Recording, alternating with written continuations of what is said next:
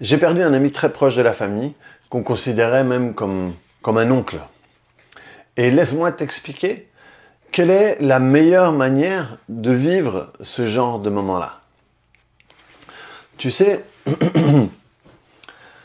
tout va dépendre de l'association que tu vas faire dans ta tête. L'association que tu vas faire dans ta tête va déterminer la qualité du deuil que tu vas vivre, si je peux m'exprimer ainsi. Si on peut parler de qualité dans le deuil. Le deuil, c'est une difficulté d'adaptation par rapport à une situation. Ça veut dire que dans ce cas-ci, tout est bien, on lui parle il y a quelques jours, on est content de le voir, c'est quelqu'un de gentil, c'est quelqu'un de présent. Il décède, et là, le deuil va se passer dans « Ok, qu'est-ce que je fais maintenant ?» Et si le maintenant, je le vis mal, quelle que soit la manière que j'utilise pour le vivre mal, eh bien, je vais dire que je deuille et que le deuil est difficile. Mais si je peux faire ça d'une meilleure manière possible, on a la sensation qu'on ne va pas deuiller. Alors qu'on deuille, mais sauf que on le fait d'une manière plus positive, on va dire. Et l'importance du deuil va se passer dans l'association que tu vas maintenir avec la personne qui est partie. Il est mort tout seul. Sa nièce n'avait pas de nouvelles de lui. Elle avait une clé de sa maison. Elle l'a appelé, il ne répondait pas. Elle a été voir chez lui. Elle est rentrée et il était allongé par terre. Donc il est mort seul. Quand on me l'a dit au téléphone, le premier truc que je me suis dit, c'est « Putain, il est mort seul ». Et ça m'a fait de la peine. Si je m'y connecte, je peux avoir de l'émotion qui vient. Et donc, si je reste là-dessus, je vais associer l'image que je me fais de sa mort à la tristesse. Et ça arrange personne. Ça m'arrange pas moi. Et lui, je ne l'honore pas plus en étant comme ça. Surtout que ce monsieur qu'on surnommait El Loco, le fou, c'est quelqu'un qui, tout ce qu'il voulait, et là j'ai de l'émotion, mais c'est une belle émotion on va dire, tout ce qu'il voulait c'était aimer les gens. Et être aimé en retour. Et pour ça, il faisait plein de choses, il était gentil, il appelait tout le monde mon cœur, mon fils, mon neveu, et il était, dès la première fois, il était très câlin, il était très gentil, pas tactilement, mais dans sa manière d'être. Et si moi je le garde à seul, il est mort seul dans son lit, et j'associe de la tristesse, c'est pas juste pour lui. Parce que lui, toute sa vie, il a voulu apporter de l'amour, il a voulu apporter de la tendresse, de la gentillesse, voilà, sa nièce, son père s'est pas bien occupé de sa nièce, et lui a pris le rôle de père. Et il a tout fait pour ces gens-là. C'est quelqu'un, s'il avait 10 € et que tu en avais besoin, il te les donnait, et tant pis s'il devait bouffer des pâtes. Il était comme ça, et tout ce qu'il voulait, c'était rire, il avait toujours le mot pour rire, il te voyait à 100 mètres, il criait ton nom, mon amour, mon machin, et tout, et donc, lui, c'est ça. Et donc, si je veux l'honorer, c'est ça que je dois associer à lui. Si je veux me sentir bien, c'est ça que je dois associer à lui. Parce que, voilà, il suffit que je l'imagine comme ça et j'associe quelque chose de bon. Et donc, si je garde cette association-là, je vais mieux vivre le deuil. Mieux vivre le fait qu'il ne soit plus là.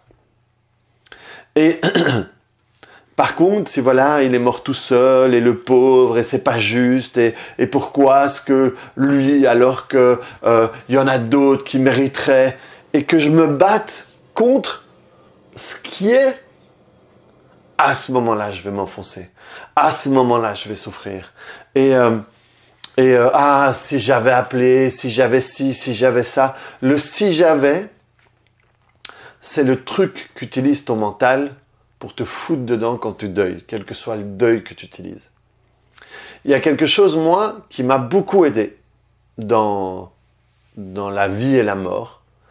C'est un moment où j'ai décidé d'intégrer comme croyance que quand c'est ton heure, c'est ton heure. Et quand c'est pas ton heure, c'est pas ton heure. Et il y a plein de preuves de personnes qui devraient être mortes par rapport à l'accident qu'ils ont eu, par rapport à ce qu'ils sont passés. Et ils sont toujours là. Quand c'est pas ton heure, c'est pas ton heure. Ça veut dire que, pour moi, quand c'est ton heure, ça veut dire que, ben voilà, tu peux pas mourir à un autre moment. Et donc, on peut rien y faire. C'est comme ça. Et c'est pas juste ou juste, c'est juste, non, c'était ton heure. Après, la manière dont tu décèdes, c'est la sortie d'autoroute que tu prends. Est-ce qu'elle est en béton, en bois, en gazon ou n'importe quoi? Voilà. Le but, c'était que ton existence sur Terre s'arrête à ce moment-là. La manière dont ça se passe, finalement, c'est accessoire. Surtout si tu dis, ok, c'était son heure. Et lui, ben voilà, c'était son heure. Et franchement, c'est pas quelqu'un qui avait beaucoup d'argent. Je sais pas s'il avait des choses qui lui appartenaient vraiment. Mais je pense qu'il était riche. Je pense que d'une certaine manière, il était bien plus heureux que beaucoup de monde. Et d'ailleurs, on voit les messages un peu partout. Voilà, c'est quelqu'un qui a aimé et c'est quelqu'un qui est aimé. Et c'est pas qui a été aimé, il est aimé encore maintenant. Et le but, c'est garder ça, c'est garder cet amour. Et à ce moment-là, l'association que tu fais, elle est plus belle, elle est plus jolie, et ça rend les choses plus faciles. Et si, à un moment, je m'attrape en train de penser des choses tristes, c'est mon rôle, pour moi, pour ma santé ou mon hygiène à moi, et pour lui, de dire non, j'associe ça à ce qu'il est. Et c'est pas la première vidéo que je fais quand je perds quelqu'un, c'est pas la première fois que je pleurniche devant la caméra. Ça a été bien plus difficile, c'était un enfant qui était mort d'une deuxième récidive de cancer, et j'explique beaucoup les choses, et là-dessus on voit vraiment ma transformation dans ma pleurnicherie à moi, et quand je change ça. Donc je t'invite à voir, elle est ici, si tu veux voir, c'est impactant de voir comment est-ce qu'on change. Moi je me suis pas rendu compte, je l'ai fait ça, et c'est intéressant de voir. Et donc maintenant, cette vidéo m'a beaucoup servi, ce moment m'a beaucoup servi, parce que maintenant c'est quelque chose que je fais tout de suite. Je veux l'associer à ça. Est-ce que ça veut dire que j'ai pas pleuré? Si, j'ai pleuré ici, j'ai même eu les larmes. Est-ce que du coup on va plus jamais pleurer? Si. Le problème n'est pas la tristesse, le problème n'est pas l'émotion. C'est sain d'avoir une émotion. Le problème est rester dedans.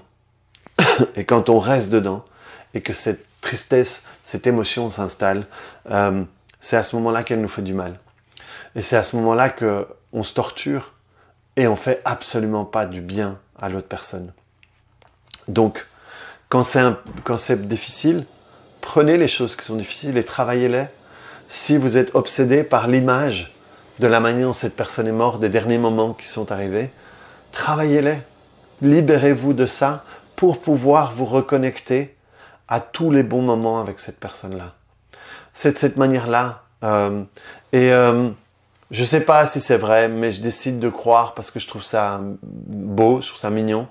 Il y a un dessin animé qui s'appelle Coco, Pixar, je crois, je suis pas sûr, qui parle sur la mort, mais du point de vue mexicain, qui ont la fête, qui sont El Día de los Muertos, le jour des morts, où ils vont faire un barbecue sur la tombe des gens qui sont partis pour passer un moment agréable avec eux. Et là, l'histoire est que les gens meurent, ils passent de l'autre côté, mais donc ils reviennent, les âmes, les fantômes, l'énergie revient passer un moment avec sa famille le jour des morts. Et au fait, ils ne meurent vraiment, ils disparaissent vraiment, c'est plutôt ça, quand on les oublie. Et à un moment, il est du côté de la mort, et il y a des gens qui disparaissent vraiment parce qu'il n'y a plus personne pour penser à eux. Et je sais pas si c'est vrai, mais moi je décide de le penser. Et donc, maintenant, c'est m'en souvenir le plus souvent, avec sourire, avec joie, et avec tous les moments sympathiques avec lui. Et je vais peut-être, en tout cas pendant un moment, y penser plus que quand il était vivant. Et à ce moment-là, on peut avoir le réflexe de dire ah oui, mais il faut que les gens partent pour qu'on s'en souvienne. Hein. Et le problème, c'est que si tu suis ça, tu mets de la culpabilité dans l'histoire. Ça veut dire que tu peux associer la mort de la personne avec la culpabilité. Et de nouveau, ça veut dire que tu vas deuiller dans la culpabilité. Ce qui est important, c'est vraiment cette association. Et je décide que l'association avec lui, ça sera de la joie, me souvenir à quel point il a aimé. Et du coup, l'aimer de cette manière-là. C'est pas facile à entendre, mais la souffrance, notamment dans le deuil, mais en réalité partout ailleurs, mais ici on parle du deuil, c'est un choix. C'est un choix. Moi, je peux choisir de ne pas sortir de là. Je peux choisir de le penser et d'essayer de m'imaginer, lui, par terre, je sais pas moi, peut-être le moment où ça arrive, peut-être vouloir appeler, mais pas être, j'en sais rien, mais pouvoir me créer un monde et souffrir de ça. C'est un choix, et c'est mon choix. C'est pas « Ah, le deuil, c'est tellement difficile ». Non, non, non, non, non, c'est mon choix. Surtout moi, parce que moi, comme je travaille là-dessus, je sais comment ça fonctionne. Le problème, c'est quand tu sais pas comment ça fonctionne, et à un moment, tu te dis « Ah, je peux rien faire à part avoir mal ».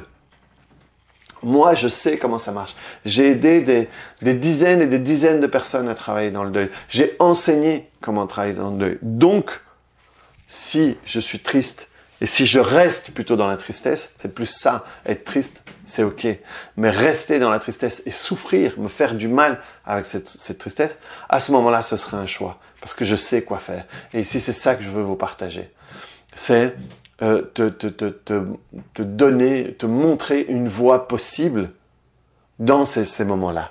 Et si par exemple, ici, cette vidéo t'a fait penser à quelqu'un que t'as perdu, t'a fait penser à quelque chose de triste, alors, fais-toi un plaisir à toi et à cette personne, parce que moi, dans mon système de croyance, elles sont toujours là. Et là, ce sera génial pour lui, parce qu'il va pouvoir nous protéger ou s'occuper de nous, tout le monde à la fois. Et donc, pour lui, ça va être un kiff. Mais donc, à ce moment-là, c'est un choix de souffrir et d'avoir mal. Et donc, si déjà, consciemment, tu dis stop, non, non, non, et tu reviens sur un moment positif, et puis un deuxième, et puis un troisième, et tu vas faire ça autant de fois que nécessaire, tu vas, toi, choisir d'associer quelque chose de positif. Si c'est compliqué, trouve quelqu'un qui peut t'aider, appelle-moi, je te donnerai les coordonnées de mes collaborateurs, et tu verras que on peut rapidement travailler sur ce qui fait mal pour associer toi d'abord et ensuite les honorer en les associant à des belles choses, à de l'amour, à de la belle énergie, à de l'humour, à tout ça. Et on rigole avec ma sœur parce que je dis, je vais plus jamais entendre « Miléné !» Parce qu'il m'appelait pas René, il m'appelait pas, c'est un Chilien, donc il m'appelle pas René, mais il m'appelait l'aîné. Et on rigolait encore plus parce que mon fils s'appelle Idiari et c'est pas un nom qui est commun, donc pas facile à souvenir. Et comme ma femme est péruvienne, il l'appelait toujours Inti-Gimani. Inti-Gimani, c'est un peu connu chez les Chiliens parce que c'est le nom d'un groupe, mais Inti, c'est le nom du soleil. Et donc c'est un truc qui est beaucoup utilisé par les Péruviens. Et donc lui, il appelait mon fils comme ça. Et ma femme, je pense quand il demandait à ma mère comment elle allait, je pense qu'il demandait l'épouse de l'aîné. Je sais même pas si tu te souviens de leur prénom, mais de leur part, on t'envoie tout notre amour, quoi. Et donc, moi, il suffit que je pense à ça avec ma sœur. Et voilà, là, je suis de bonne humeur. J'ai une bonne émotion à l'intérieur. Et ça veut dire que petit à petit, j'associe ça. Et donc, quand je pense avec lui, je pense à lui, ben, je vais plutôt par là. Tandis qu'à chaque fois, si je pense à lui, je pense, ah, il est tout seul, machin, et c'est pas juste des trucs. Dès que je vais penser à lui, je vais aller par là. Et donc, quand je glisse par là, dire non et aller vers quelque chose de positif, c'est un choix. C'est un choix sain pour moi et c'est un choix honorant pour la personne qui est passée de l'autre côté, quoi. Donc voilà, les astuces que je peux te donner. Et regarde, je te mets à nouveau le lien vers cette vidéo-là parce que je t'explique à quel point la tristesse qu'on va associer, c'est la nôtre, c'est pas la leur.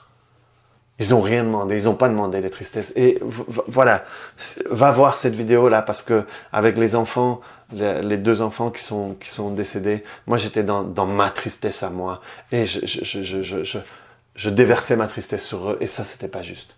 Et ici j'ai décidé qu'avec El Loco je ferais pas ça. Et donc il y a juste mon amour et cette vidéo c'est une manière d'utiliser lui pour envoyer encore de l'amour, envoyer encore des bonnes choses. Donc, de la part d'El Loco, je vous aime. Et faites, si ça vous parle, si ça vous connecte à des choses, profitez-en pour vous connecter à des belles choses avec les gens qui sont passés de l'autre côté. Et donc voilà, je vous embrasse. On se voit dans une autre vidéo. Ciao!